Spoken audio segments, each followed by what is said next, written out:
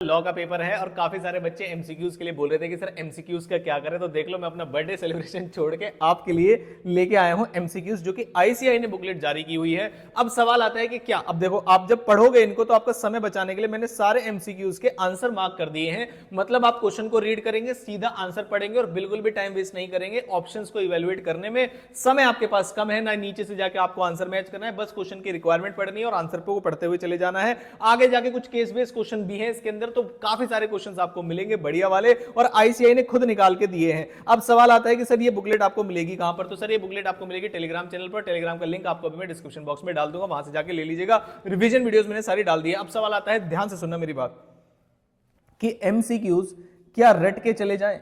काफी सारे बच्चे बोल रहे हैं कि सर क्या एमसीक्यूज रट के चले जाएं? तो मैं आपको बता दूं, एमसीक्यू अलग से कुछ प्रैक्टिस करने की जरूरत नहीं होती। अगर आपको चैप्टर की इन डेप्थ नॉलेज और रिवीजन अगर आपने किया हुआ है तो आप एक भी एमसीक्यू अगर प्रैक्टिस करके नहीं जाएंगे तब भी आपसे एग्जाम का एमसीक्यू हो जाएगा, क्योंकि ये लॉ का एमसीक्यू है, प्रैक्टिकल तो है नहीं। दूसरी चीज, क्या हम सर इस वाले पीडीएफ के एमसीक्यूज रट लें? Answer is no. तो सर ये पीडीएफ आप हमारे क्या काम आएगी? तो ये पीडीएफ आपकी काम आएगी लॉन्ग क्वेश्चंस में भी।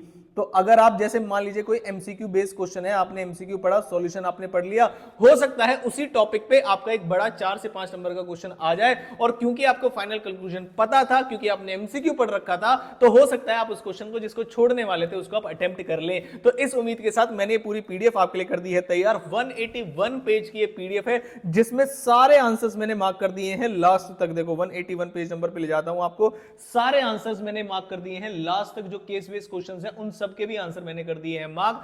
बिल्कुल भी आंसर में आपको समय वेस्ट नहीं करना है, क्वेश्चन पढ़ना है, आंसर पढ़ना है। अब सवाल आता है, सर क्या पूरी एमसीक्यू पढ़ के जाएं, पूरी पीडीएफ पढ़ के जाएं? Answer is no. जब आपका पूरा रिवीजन खत्म हो जाए उसके बाद आप इस पीडीएफ को उठाना और इसके कुछ क्वेश्चंस देख जाना, जब आपके पास समय बचेगा।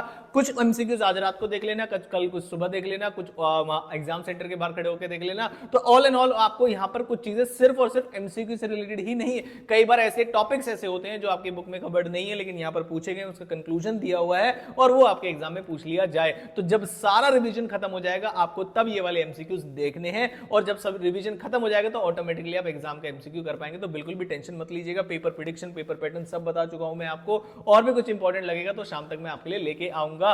तो ऑल द वेरी बेस्ट। और भी कुछ चाहिएगा तो मुझे बता देना, नीचे टेलीग्राम का ग्रुप है, वहां पर आप मुझे मैसेज कर देना। Thank you so much, all the very best.